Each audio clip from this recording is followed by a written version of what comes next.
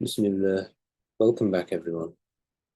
We have understood that meditation and spiritual work is really a work of the heart. That is that is the center point and concentrated focal point of all of our spiritual efforts.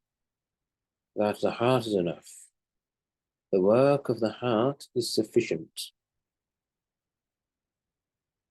I just want to speak a bit here about what are the principles that we should bear in mind when it comes to this work of the heart.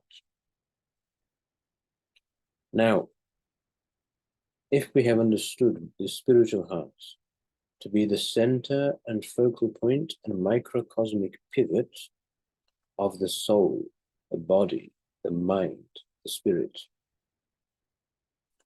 the work is now to concentrate upon this center. But that really means a dissolution into the center. It is like a circle.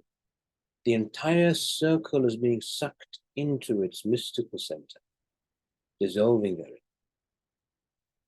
And this can be quite a frightening activity, something like the blackening process of alchemy.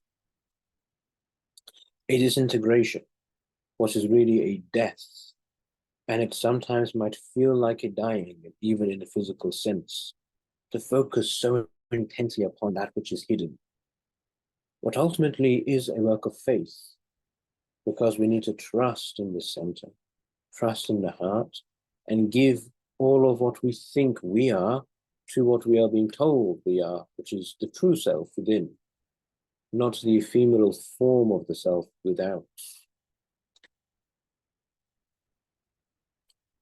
And it is something like a black hole. I think it is quite a nice analogy, because a black hole really is a physical singularity.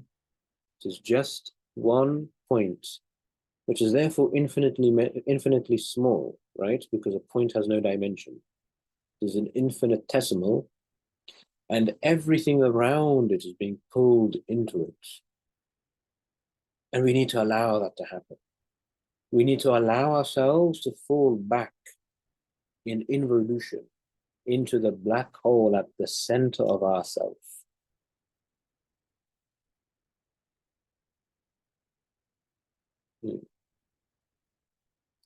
That can sound like something quite terrifying if we know not that life wells forth from that point. We are allowed to die into the self because we came out from the self. It does not matter if the tree dies and falls back into the seed, because the tree came out from the seed. Truly, what the tree is, therefore, is not the tree, but the seed. And what we are is not the we, but the I, the mystical I at the center of the soul. We are not this body, neither are we this mind, for they came out from what we truly were. It is that thing which we were before that we must become again, if we are to return to the ground of unity.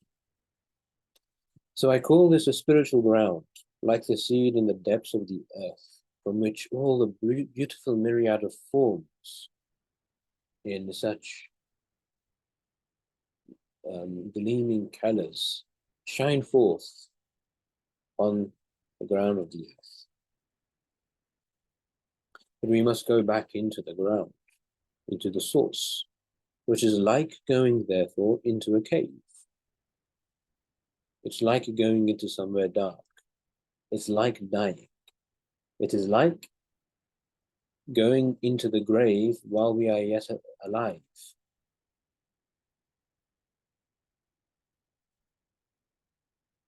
But it is life. Life is down there, not death. Life is in death, not death.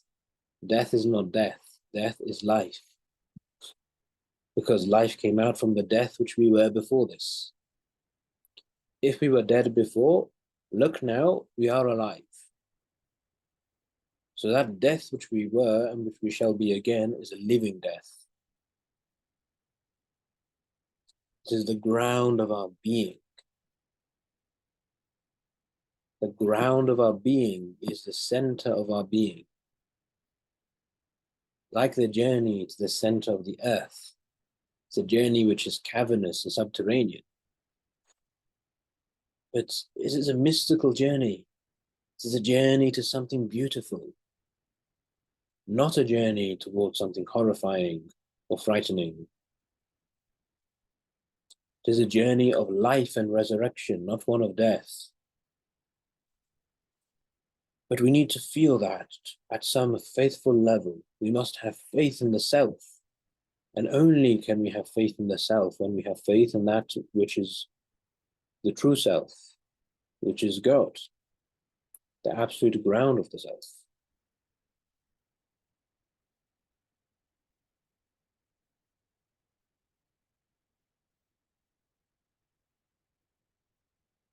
So that is the first principle.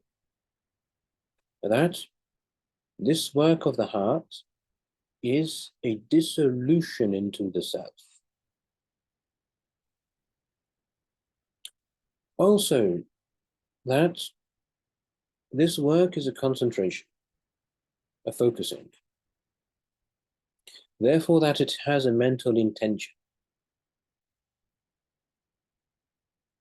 Because it is not just about ego dissolution, and this is where a lot of contemporary spirituality does not really hit the nail on the head. Part of this, an integral part, is dissolution of the identity. But that is not all. It is not just the drop dissolving in the sea. That's the ground of the work, even as it is a return to the ground of the self.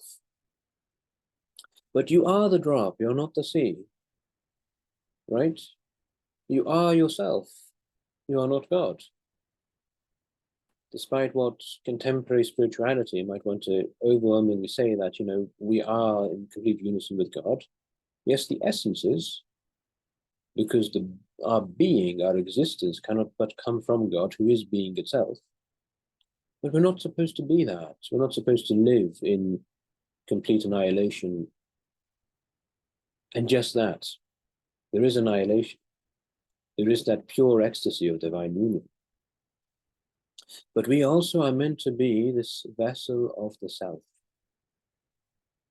We are supposed to be embodied and to live in the body and to live on earth.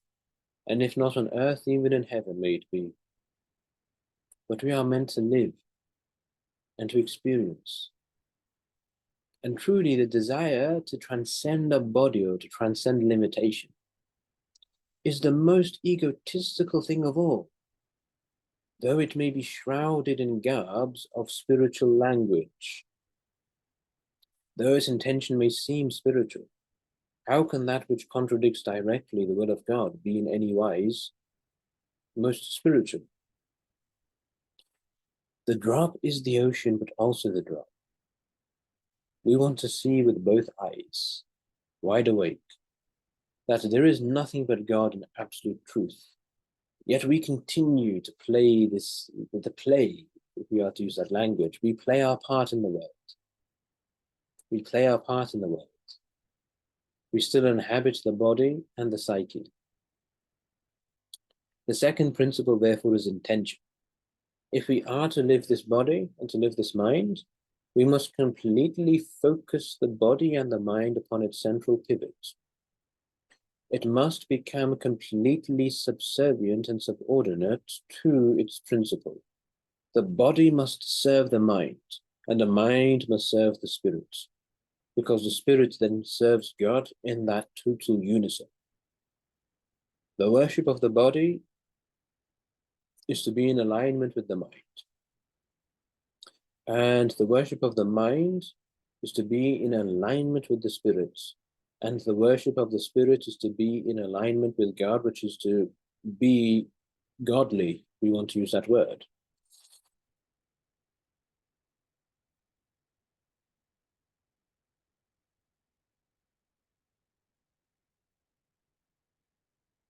The third principle then is to continuously do this work. It is to continuously live this spiritual work in every act, in every activity, in every state and posture and time of our lives, which cannot therefore be a continuous practice of embodied meditation, of ritual worship, but it must be a collection of all these activities of worship and prayer and contemplation, of any yogic form of ritual of the body. But what underlies all of that must be a continuous state of being. We might call that mindfulness. We might call it presence. A continual state of being, which we continuously are. We have times of ritual meditation and worship, and we have times of embodied worship, and we have times of abnegation and deprivation, and therefore pure spiritual contemplation, but also we have the all-time of presence. For to be present is something which is not dependent upon certain task or activity. But to be present is something which we are able to do continuously and always. And therefore this work of the heart, it is a continual activity, a continual state of rest, a continual presence, ever renewing itself. Like the circle of Ouroboros, like the snake which eats itself. It devours itself, but therefore gives life to itself. Is it eating itself, or is it giving birth to itself? Both it is. We devour ourselves in our spirits, in our center, but also we give birth to ourselves. We breathe out and die. And we breathe in and give life.